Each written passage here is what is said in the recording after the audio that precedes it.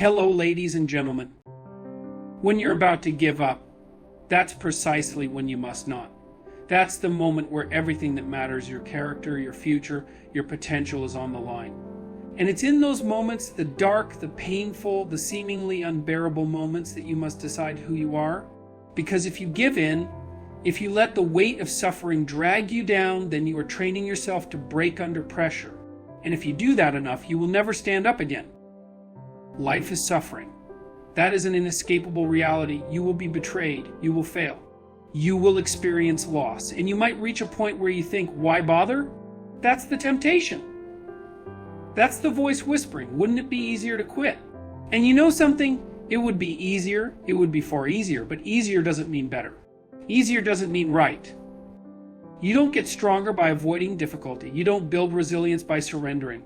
You build strength by standing where you are, by facing the uncertainty and the pain, by deciding that no matter how unbearable this moment feels, it will not define you. You must act as if your actions matter, because they do. You must push forward even when there's no guarantee of success, because the alternative is worse. Because if you stop, if you let yourself crumble, then you are allowing despair to win. There is something inside you that is capable of enduring more than you believe. There is something in you that is built for struggle. That's what people are. We are creatures that climb uphill, that fight through the storm, that refuse to kneel to chaos. You can fall. Of course you can. Everyone does. But there is no virtue in staying down. There is nothing noble in surrendering to misery. Stand up, face what is in front of you, carry your burden properly, speak the truth. Take responsibility for what is yours to bear, and in doing so you will discover that what seemed impossible was merely the next necessary step. The part of you that wanted to quit will die, and in its place something stronger will emerge. Because you are not weak, you are not defeated, not yet. Life is suffering. That much is undeniable. There will be moments when you feel abandoned, broken, and exhausted beyond belief. You will struggle, and at times it will seem as though no one sees it, no one cares, and no one will come to your aid. But that's not true. There is something watching, something beyond you, beyond your comprehension, something that knows your pain in ways even you cannot articulate. God sees your struggle, and that matters. Think about what that means. You are not just another insignificant being lost in the chaos of existence. The suffering you endure is not meaningless, it is seen. It is accounted for. It is part of something much greater than you can perceive. When you feel like the weight of life is unbearable, like you are screaming into the void and no one is listening, you must remember there is a presence and order behind the chaos, an intelligence so vast that it can weave even your suffering into something meaningful. It is an unbearable thought to live in a world where suffering is arbitrary, where pain is random, and where no justice exists. That is what true despair looks like, but that is not the world we live in. There is a moral structure to reality. There is a judge beyond the limitations of human perception, and he sees not only what you endure, but also how you endure it. This means something crucial: your suffering is not invisible, and it is not purposeless. When you struggle, you are not just experiencing pain for no reason. You are being tested. You are being forged into something stronger. Every great figure in history, every biblical hero, every person who has risen above misery has done so through struggle. And every one of them, at some point, has felt abandoned, lost, and overwhelmed. But they were not, because God saw them just as He sees you. But knowing that God sees your struggle is not just a comforting thought, it is a responsibility. If your pain is known, if your suffering is witnessed, then it matters how you face it. You can either become resentful, bitter, and broken, or you can stand up, face the burden, and bear it with faith. You can shake your fist at God and demand an explanation, or you can trust that there is an order to this chaos that you cannot yet comprehend. You might ask, if God sees my suffering, why doesn't He remove it? But that's the wrong question. A better question is, what is God trying to show me through this? Because suffering is not just something to be eliminated, it is something to be endured and learned from. It is a teacher. It reveals the depths of your character. It forces you to confront what you are truly made of. And if you endure it properly, it transforms you into something far greater than you were before. You do not suffer alone. No matter how isolated you feel, you are seen. Your struggles are accounted for. And if you bear them with faith, with courage, and with the belief that they are leading you somewhere meaningful, then they will. Because God is not indifferent. He does not ignore pain. He allows suffering, yes, but he does so because it is through suffering that we grow. It is through struggle that we come to know him more deeply. So when you feel like giving up, when the weight of your burden seems impossible to carry, remember God sees your struggle. And if he sees it, it is not for nothing. It is an invitation to trust, to grow, to become something stronger than you ever imagined. Stand up under the weight of your suffering because he is watching. And if you do, you will find that he has given you the strength to bear it all along. Life is structured in such a way that it demands sacrifice, endurance, and faith. No one escapes suffering. You will experience loss, betrayal, failure moments that shake the very foundation of your being. These moments, the ones where everything feels like it is crumbling around you, are not just obstacles, they are tests. They are a trial by fire, a crucible in which your faith, your belief in God, in the ultimate order of the universe, is either solidified or shattered. And how you respond in those moments determines the trajectory of your entire life. You see, faith is not real until it is tested. It's easy to say you believe in God when everything is going well. It's easy to be virtuous when there is no cost. But what happens when you are stripped of security, when pain is overwhelming, when the future is uncertain? That's when real faith begins or ends, because faith is not just about intellectual agreement with an idea, it is about trust. It is about acting as if what you believe is true, even when every external sign tells you otherwise. Look at the greatest figures in Scripture: Abraham, Moses, Job, even Christ himself. Every one of them faced a moment, or many moments, where they had every reason to abandon faith. Abraham was told to sacrifice his son. Moses wandered the desert for 40 years, questioning his own ability to lead. Job lost everything: his wealth, his health, his family, and yet he still refused to curse God. And Christ, he faced the ultimate test, the cross, crying out, my God, why have you forsaken me?" And yet he still fulfilled his purpose. What do these stories tell us? They tell us that faith is not about comfort. It is not about receiving blessings in exchange for obedience. It is about trusting that there is an order beyond your comprehension, even when everything around you suggests chaos. It is about believing that suffering has meaning, that trials are not random punishments but necessary tests. And why must faith be tested? Because untested faith is weak. It crumbles at the first sign of difficulty. If you have never been challenged, never been pushed to your limits, then you don't really know what you believe. You don't know if you can stand firm. You might think you can, but thinking and knowing are not the same thing. So when suffering comes, when trials appear, you have a choice. You can let them break you. You can allow resentment, doubt, and fear to take over, convincing yourself that God has abandoned you, that nothing matters, that you are alone. That is the easy path, and many take it. But there is another path, the path of endurance, of steadfastness, of holding on to faith, even when it seems impossible. And those who take that path, those who withstand the test, emerge transformed. They are not the same people they were before. They are stronger, wiser, and more deeply connected to the divine. Trials are not meant to destroy you. They are meant to refine you, to strip away the weak, fragile parts of yourself and reveal what is truly solid. So when you are tested, when you feel abandoned and broken, ask yourself, will I let this trial shatter my faith, or will I let it prove that my faith is real? Because in the end, those who endure, those who remain faithful, even in the fire, are the ones who truly understand what it means to trust in God. Life is exhausting. There are moments when the burden becomes too heavy, when you feel like no matter how hard you push, you're getting nowhere. You wake up with the same worries, the same fears, the same overwhelming sense that you are too small to handle what life is demanding of you. And that thought, it's dangerous. It tempts you toward despair, toward giving up, toward becoming resentful, bitter, even nihilistic. But that is not the right path. That is not where you should go when you are weary. Because the truth, whether you realize it in the moment or not, is that you are not meant to carry everything alone. And you are not expected to. God gives strength to the weary. That is not just a poetic sentiment, it is a reality. But only if you are willing to receive it. Think about this carefully. Strength is not something that comes from comfort or ease. Strength is forged in difficulty, in resistance, in suffering. And yet there are times when the weight is too much for a person to bear alone. That is why faith matters. That is why trust in something beyond yourself is necessary. Because if you rely only on your own strength, you will eventually collapse under the weight of life. No one is strong enough on their own. No one is invincible. Look at history, at scripture, at the stories that have endured for thousands of years. Again and again, we see individuals at the end of their strength.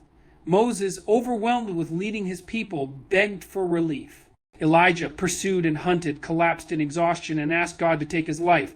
Even Christ, in his most human moment, prayed in the Garden of Gethsemane, sweating blood under the pressure of what was to come. And yet, in every case, God did not remove the burden entirely. He strengthened them to carry it. That is the key. God does not always take away your suffering, but He gives you the strength to endure it. And that strength is not just physical, it is mental, emotional, and spiritual. It is the kind of strength that allows you to stand when you feel like collapsing. The kind that keeps you moving when your mind tells you to quit. The kind that transforms weakness into resilience. But you have to ask for it. You have to be willing to surrender your pride, to admit that you cannot do it alone, and to turn to God in humility. That is not weakness, that is wisdom. Because the alternative is to grind yourself into dust, to become so consumed by your own exhaustion that you collapse entirely. That is not noble, that is not necessary. So when you are weary, when the weight of life feels unbearable, do not fall into despair. Do not give in to bitterness. Lift your eyes, ask for strength, and then stand up. Because you are not alone. Because God sees you, and because He will give you what you need to carry on. Think about it this way. If pain had no purpose, then what would that mean? It would mean that suffering is arbitrary, that nothing is guiding it, that it serves no higher function. And if that were true, then existence itself would be a cruel absurdity.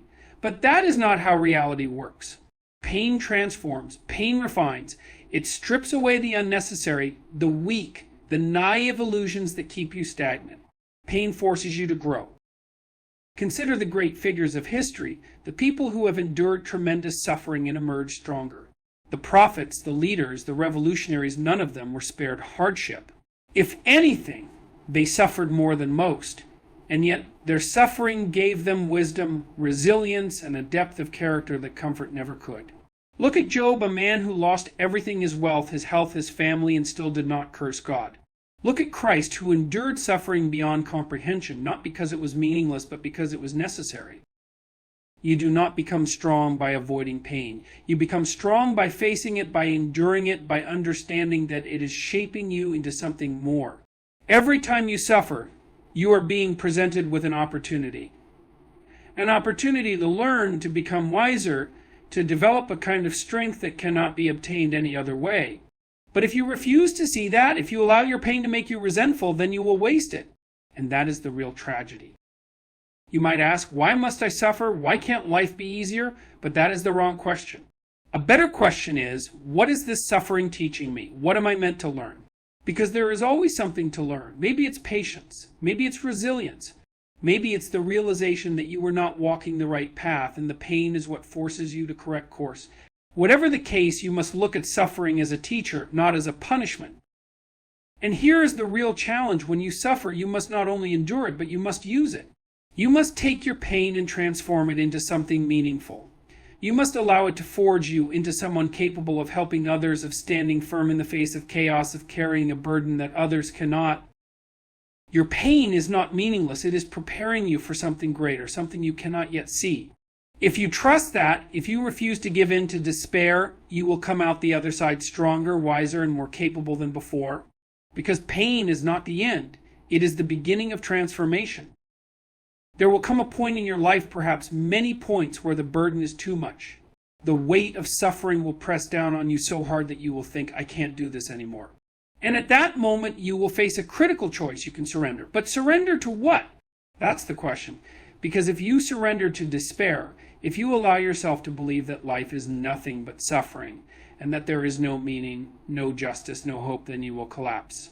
You will fall into resentment, self-destruction, and nihilism. And there is nothing good down that road. But there is another choice. Instead of surrendering to despair, you can surrender to God. That doesn't mean giving up responsibility, doesn't mean passivity. It means acknowledging that you are not meant to carry everything alone.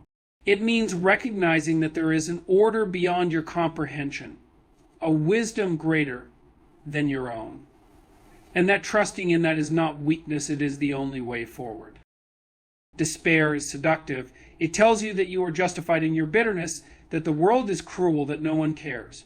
And if you believe that, truly believe it, then nothing matters. You stop striving. You stop hoping. You stop being willing to bear the necessary suffering of life. And once you go far enough down that road, it is almost impossible to turn back. Despair can consume you, and it will if you let it. Surrendering to God, on the other hand, is not easy. It requires something much harder than giving up. It requires trust. It requires you to stand in the middle of your suffering and say, I do not understand why this is happening, but I will not let it break me. I will place my faith in something higher than myself. I will move forward even though I cannot see the full path ahead. That is real courage. That is the choice that leads not to destruction, but to redemption. Look at the great figures of faith. They all suffered. They all faced moments where they could have fallen into despair. But instead they surrendered to God. They said, not my will, but yours be done. And that did not mean their suffering disappeared. It meant their suffering had meaning. It meant they were given the strength to endure it, to transform it, to use it for something greater. If you are suffering, if you feel like you cannot go on, do not surrender to despair. That path leads nowhere but deeper into darkness. Instead, surrender to God. Trust that there is meaning even if you cannot yet see it. Trust that your suffering is not wasted, and then stand up. Carry your burden with faith, not because it is easy, but because it is necessary. And in doing so, you will find that you are not alone, that you were never alone. Because when you surrender to God, you do not collapse, you rise. Victory is not handed to you. It is not something that simply happens because you want it to. It is fought for, suffered for, and earned through struggle. And more than anything, true victory over despair, over suffering, over the chaos of life belongs to those who trust in God. Not because trusting in God makes life easy, not because it guarantees comfort or worldly success, but because trusting in God aligns you with something greater than yourself, something that gives your struggle meaning and your suffering purpose. Think about what happens when a person does not trust in God. They trust in themselves or in the world or in the fleeting promises of money, statuses, or pleasure. But those things are fragile. They can be taken away in an instant. And when they are, what remains? If your foundation is built on things that are temporary, then your life collapses the moment they are shaken. And life will shake you. That is inevitable. But trusting in God, truly trusting, means you are anchored to something unshakable. It means that no matter what storms come, no matter what trials arise, you do not fall apart. That doesn't mean you won't suffer. It doesn't mean you won't feel pain. But it means that pain will not destroy you. Because you know deep in your soul that there is something beyond this suffering, that there is meaning even in the worst of circumstances. Look at history. Look at Scripture. Every great victory was achieved through faith, not just effort. David did not defeat Goliath because he was stronger, he won, because he trusted in God. Moses did not lead his people out of slavery because he was powerful. He did it because he placed his faith in something higher than himself. And Christ did not conquer death through force. He did it through absolute trust in the will of the Father. Victory does not mean the absence of struggle. It does not mean everything goes your way. It means that through every hardship, every failure, every setback, you continue forward because you trust that God is leading you somewhere meaningful. It means that when life tries to break you, you refuse to be broken, not through sheer willpower alone, but through faith. And this is important. You must act as if that faith is real. Trusting in God is not passive. It is not just sitting back and waiting for Him to do everything for you. It is choosing to stand up when you feel like falling. It is choosing to move forward when everything in you wants to quit. It is choosing to do what is right, even when it is hard, because you believe that God rewards those who remain faithful. Victory belongs to those who trust in God, because trusting in God gives you the strength to endure suffering, the wisdom to navigate chaos, and the courage to keep going when everything seems hopeless. And if you do that, if you trust and act accordingly, you will find that in the end you have already won. So here you are, standing at the edge of everything you fear of suffering, of failure, of exhaustion, of uncertainty. And you have a choice. You can give in to despair, surrender to the weight of life, and let bitterness consume you. Or you can stand up, bear your burden, and move forward with faith. The world will test you. That is inevitable. You will be pushed to your limits, stripped of comfort, made to suffer in ways you never expected. But you must understand this is not pointless. This is the refining fire, the trial that reveals who you are and who you are meant to become. And if you hold fast, if you trust in God, even when everything else is collapsing, you will find that you are stronger than you ever imagined. Because you are not alone. Your pain is seen, your struggle is known. And if you surrender not to despair, but to God, you will be given the strength to endure. More than that, you will be given purpose. You will come to understand that the suffering you bear is not a curse, but a calling. A calling to rise above, to transform, to become something greater than you are now. So when you feel like giving up, when the darkness presses in, when you are exhausted beyond belief, stand. Trust. Carry your cross, not because it is easy, but because it is necessary. Because victory belongs to those who refuse to be broken. And if you trust in God, if you keep moving forward, if you refuse to let suffering make you bitter, then you will find something extraordinary on the other side. You will find yourself, you will find meaning, and you will find that in the struggle itself, God has been with you all along.